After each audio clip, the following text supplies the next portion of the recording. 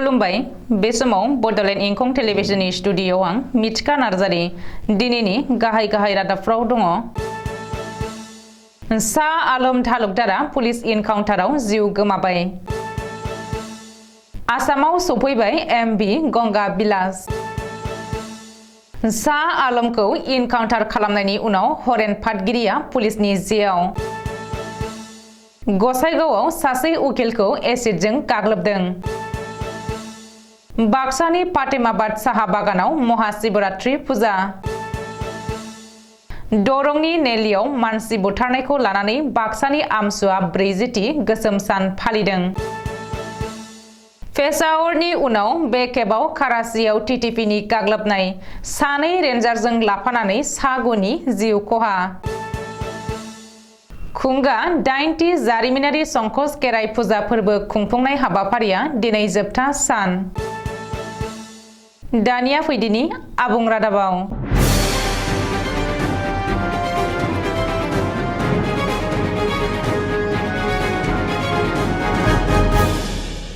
रनजित बरा बुथारनाय जाथायनि गाहाय दायनिगिरि शाह आलम तालुकदारा पुलिस इनकाउन्टाराव जिउ गोमाबाय। बिखायाव गरनै गुलि नांजानानै जाथायसालियावनो जिउ गोमादों शाह आलम तालुकदारा। थांनाय हराव पुलिसआ शाह आलम तालुकदारखौ इनकाउन्टार खालामदों। मख'नो गोनांदि बरबि डायरीनि मेनेजार रनजित बराखौ बुथारनाय जाथायनि गाहाय दायनिगिरि शाह आलम तालुकदारखौ पुलिसआ इनकाउन्टार खालामबाय। शाह आलम तालुकदारा आखायाव हेन्डकाफ लानानैनो बृहस्पतिबारखालि हराव पुलिस जिम्मानिफ्राय खारखोमालांदोंमोन। शाह आलमआ पुलिस जिम्मानिफ्राय खारखोमानायनि उननिफ्रायनो बिखौ पुलिस बिफाना गोख्रों सनदांदोंमोन। रिपर्ट बायदिब्ला शाह आलम तालुकदारनि गोथै सहखौ पस्टमर्टेम खालामनो थाखाय गुवाहाटी मेडिकेल कलेज आरो देहा फाहामसालियाव लाबोदों आरो बिनि सहखौ जेएमसीएचनि मर्गआव दोनदों। बेखौबो मख'नो नांगोनदि गुवाहाटी नोगोरमायाव रनजित बराखौ बुथारनाय जाथायनि 75 सान उनावसो गाहाय दायनिगिरि शाह आलम तालुकदारखौ पुलिसआ बाजारनिफ्राय हमनो हादोंमोन। गोलाव लामा हान्थिनानै आसामाव सफैबाय एमभि गंगा बिलास। एमभि बिलास गंगाया दिनै फुङाव गोबांसा गुबुनारि आरो हादरारि दावबायारिफोरखौ लानानै धुबुरी जिल्लानि टेराकटा आसारिखान्दी गामियाव हाबफैदों, जेराव धुबुरी जिल्ला खुंथाय आरो जायगानि समाज सिबियारिफोरा एमभि बिलास गंगाजों लोगोसे दावबायारिफोरखौ दुंब्रुदै बरायनाय जायो। सुलुङाव फोरमायथिनाय बायदिब्ला दावबायारिफोरा धुबुरीनि गुरुद्वारखौ दर्शन खालामनानैनो धुबुरीनि जारिमिनारि भिक्ट'रिया पार्कखौ नायगिदिङो। बेनि उनावनो एमभि गंगा बिलासआ दावबायारिफोरखौ लानानै धुबुरीनि दै लामाजों गवालपारा फारसे रावना होयो। बबेखानि एमभि बिलास गंगानि दावबायारिफ्रा गवालपारा जिल्लायाव श्री श्री सूर्य पाहारखौ दर्शन खालामदों। बेनि उनाव सुवालकुसि, गुवाहाटी, भान्डु जानानै डिब्रुगड़ फारसे रावना होगोन आरो फैगौ 1 मार्चखालि बे दावबायनाया डिब्रुगड़आव जोबहैगोन। मख'नो गोनांदि थांनाय 13 जानुवारि खालि वाराणसियाव गाहाय मन्त्रि नरेन्द्र मदिया एमभि गंगा बिलासखौ फिरफिला जांख्रिनानै जागायनानै होदोंमोन। शाह आलम तालुकदारखौ पुलिसआ इनकाउन्टार खालामनायनि उनाव गुबुन सासे दायनिगिरि हरेन फादगिरिया पुलिसनि जेआव नांबाय। रायजोनाङै सोमावग्लुंनाय रनजित बरा बुथारनाय जाथायनि गाहाय दायनिगिरि शाह आलम तालुकदारखौ पुलिसआ थांनाय हराव इनकाउन्टार खालामनायनि उनाव बे बुथारनाय जाथायनि गुबुन सासे दायनिगिरि हरेन फादगिरिखौ नोगोरमा पुलिसआ हमनो हादों होननानै मिथिनो हादों। क्राइम ब्रान्च आरो दिसपुर पुलिसआ दिनै जथाय अपारेसन खालामनानै गुवाहाटी नोगोरमानि काहिलेपारानिफ्राय हरेन फादगिरि एरेस्ट खालामदों।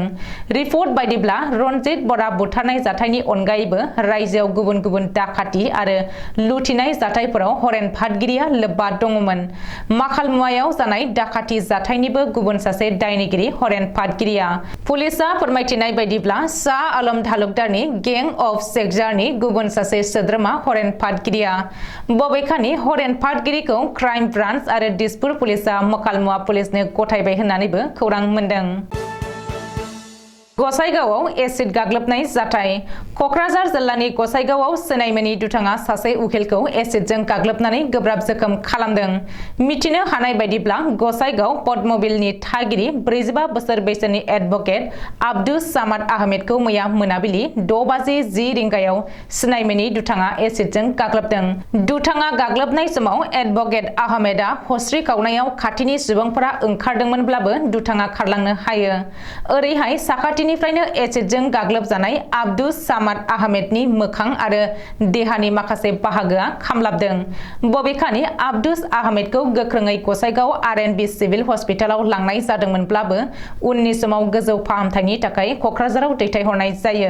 ओरैहाय बे जाथायनि बागै खौरां मोननाय लोगो लोगो गसाइगाव पुलिसा जाथायसालियाव थांनानै नायबिजिरनो जागायोब्लाबो बे खौरांखौ सुजुनाय समहालागै बे जाथायखौ लोब्बा लानानै पुलिसा जेबो सुलुं मोननो हायाखै होननानै खौरां मोनदों। बबेखानि थांनाय 2010 मायथाइनिफ्रायनो गसाइगाव बिजिरसालियाव गोख्रोङै खामानि मावबोनाय आब्दुस सामाद आहमेदखौ थांनाय हराव सिनायमोनि दुथाङा एसिडजों गाग्लोबनाय जाथाया ओनसोलाव बयखौबो गिखां होदों आरो बे जाथायनि दायनिगिरिखौ गोख्रैनो हमनानै आयेनारि साजा होनो थाखाय दाबि खालामदों गसाइगाव बार एस'सिएशना।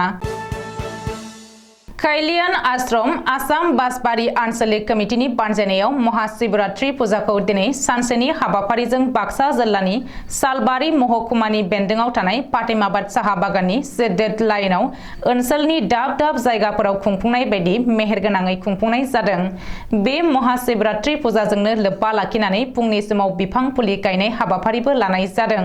बे हाबाफारियाव हांख्रायहरनाय बायदिनो बाहागो लाफैनानै बे हाबाफारिखौ मावफुङो 21 नं सालबारि बियाबनि एमएलए जय मुसाहारि आरो लोगोसे बिफां फुलि गायनाय हाबाफारियावनो बाहागो लाबावदों आसामनि पाब्लिसिटि नेहाथारि मानसुक सांकारिका, बिसिएमएसनि आफादगिरि जुमुल खंगारी।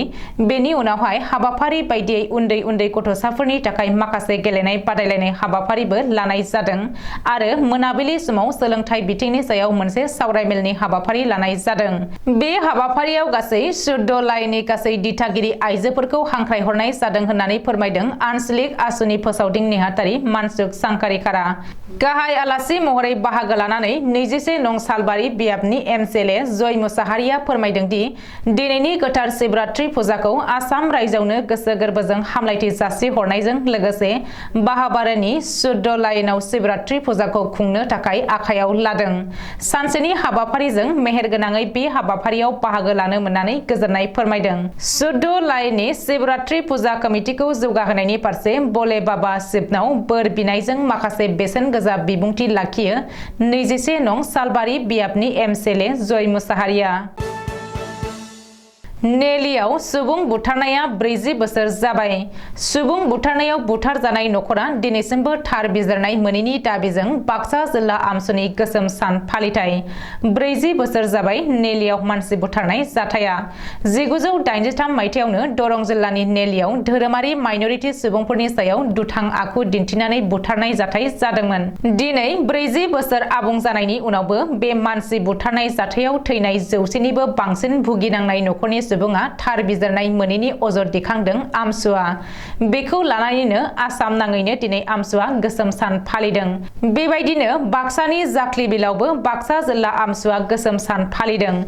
गोसोम बेज सुथाबनानै नेलियाव मानसि बुथारनाय जाथायाव थैनाय सुबुंफोरनि जिउमानि अराय गोजोननि थाखाय 1 मिनिट इसोरनि खाथियाव खर' गंग्लायै आरज गाबदों आमसुनि गासै फोरोंगिरिफ्रा। मख'नो गोनांदि नेलिनि बे मानसि बुथारनाय जाथायनि थार बिजिरनायनि थाखाय दानाय तिवारी कमिसननि जेबो थिरांथा लादिया आरो फोरमायबावदों दि बे समाव 700सो केस होखानाय जादोंमोन भुगिनांनाय नखरनि सुबुङा। बेनि गेजेराव 300सो केस रेजिस्टार जानानै दंमोन। नाथाय बेफोर केसआ मा जाखो होननानै फिननाय बिदों सेन्ट्रेल कमिटि आमसुनि अर्गेनाइजिं सेक्रेटारि साइफुल इस्लाम खाना। बेनिखायनो आसाम सरकारनाव दाबि खालामदों दि जियानो सरकार थाया मानो दिनैनि बे हाबाफारियाव बाहागो लादों सेन्ट्रेल कमिटि आमसुनि अर्गेनाइजिं सेक्रेटारि साइफुल इस्लाम खानजों लोगोसे आमसुनि मावथि हानजाफ्रा। पाकिस्ताननि इसिं हालोदा आथिखालाव जोबोद गाज्रि।